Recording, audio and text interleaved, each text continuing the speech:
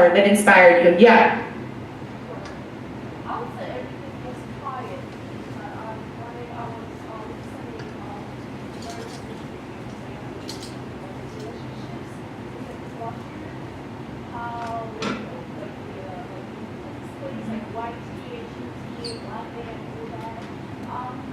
I wouldn't blame like the youth so much. I think it's more on the schools. They can hold workshops or something to educate them, so they're not ignorant of what they're hearing on the news, whatever they.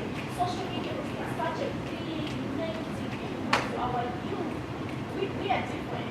Even everything that's going on, we can make a white decision and hear all this thing. But the youth, they were only there for some amount, like their technology, so they're taking in. So if the schools, bring up racial and educate them, it doesn't mean just because you're brighter or lighter than that one makes you any like more important than them. We are all the same, but just in different shades. So it's something like We are all about that. Yes. And we want to lead that workshop. We want to do that workshop at schools. We're actually starting to build that workshop to go give to schools.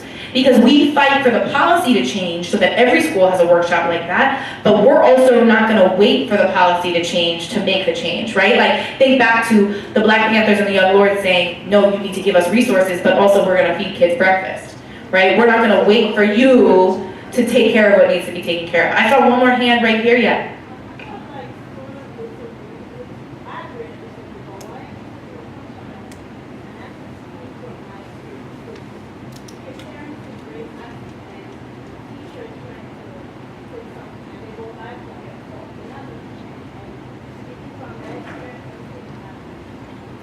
I do understand what you're saying, like it starts from home. Like me, I'm a parent and I teach my kids the right way. I don't like this discrimination thing or racism. We don't have it right now. Because here when I have them, made me like, oh, yeah, actually I am that. Yeah, that one is that. Back home there's nothing like that. It's everybody like, hey, why you think whatever? Come on. We're all like, we're all the same. Exactly.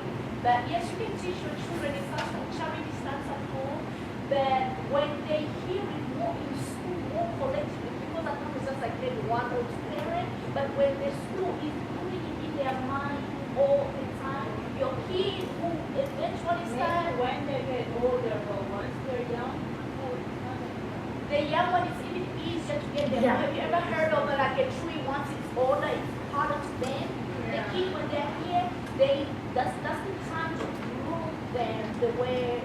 So if the schools come in with more, if they can teach in and Culturally responsive curriculum. Exactly. Yeah. If you fly and they're not learning, your own kids will come and correct you like, no, we know at school, listen and listen. There'll be a much bigger chance for the non-racism or whatever to go down than if you just like a parent teaching you at home and then when they come to school they're learning something different. this is why I said I was working in a one and this lady, she's Caucasian, told her son, we were in their doorstep, her son said something to her while learning. She turned around and told her that she has to change one thing, she's wrong with her. What she was telling her son was saying. So let it be, but the thing is So I said they can find different ways, but still. no, I understand, but it's gonna lessen the percentage of what is going on right now. That's what I'm saying. If they can institute in the schools and bring up much awareness from the teachers, you know, students they listen a lot to their teachers. If they can bring that from their teachers, the principals there, they're enforcing it. It's gonna carry more power. It's gonna listen to that. That time is just like okay. I totally agree with you. And I do understand exactly where you're coming from as well. Like, it isn't going to eliminate racism, right? It's not like the kid's gonna go to school and he's never gonna be racist in his life. Like, of course, like racism is something that you're taught, right? Everybody is taught to be racist. Everybody's taught to have biases, and it's because of family and parents. But like, if you're in a school and if my mom is saying stay away from black people, but I go to school and I'm learning about all like the African kings and queens, the African scientists, like, and I'm learning about African culture as a whole and really learning about like all the injustices that these people have gone through. Oh, for example, wow, a real life example. My father is Muslim, right? Gay is not not seen as something like good in Islam. I've been taught my entire life to it's not disrespect, it's just like, that gay is wrong. I've been taught, yeah, it's something wrong. We use haram, gay is haram. But when I went to school, I didn't learn about the LGBTQ community until the 12th grade, number one, which is ridiculous. So I've had this bias instilled with me my entire life. But when I went to class and my teacher taught me so many things about the LGBTQ community, the actual history that they went through, all the injustices that they went to, I came back and I was like, Dad, those are real people. I don't care what your religion is going to tell you, but you're not going to tell me that this is a certain way. Because I got my education. Now you can have your biases, but I have mine. I learned. And now I'm very open to it, right? And I still respect my father, but I will be no, this is what I support. I do support the LGBTQ community. I do believe that they should have rights just like everybody else. So this is like for an example. So even with younger kids, it's so much easier to teach them. And that's why I'm studying to become a childhood educator, so that I can teach young kids about all of the social injustices that are going on. Thanks.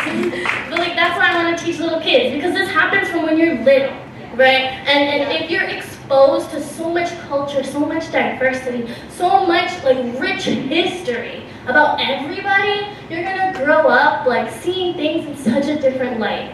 And actually really appreciating the people and all the differences around you than neglecting it, regardless of what your parent says. Because you are going to school from kindergarten to the 12th grade every single day of your life. You only have summers and breaks off.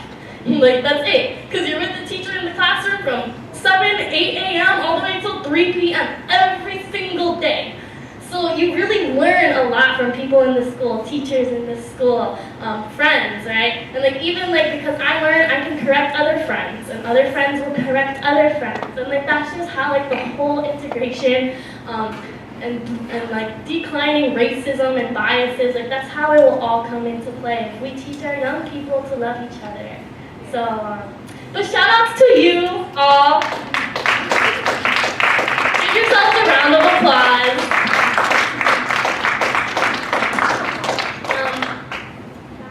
Yeah, I want to thank all of you for coming and for being here, because you are taking power of your actions, and you want to make people who are empowered to make them accountable.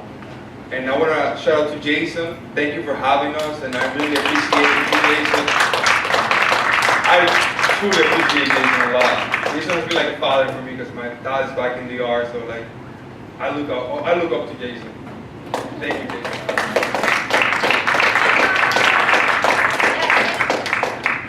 You can find us, follow us, Integrate NYC, find out what we're up to, become part of the work. We'd love to see you, we'd love to know more about you, and if you have questions after today or in the future, Golvis knows everything, so talk to him. All right, thank you, Golvis, for inviting us here.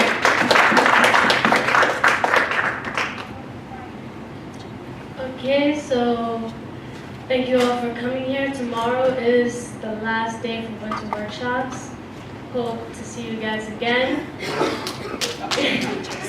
And our last, we'll be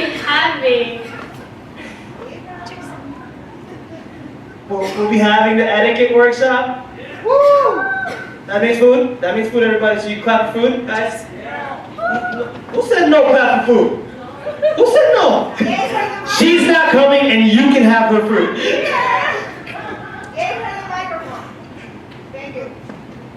Yes, we will also be having Tai Chi again tomorrow, our last session.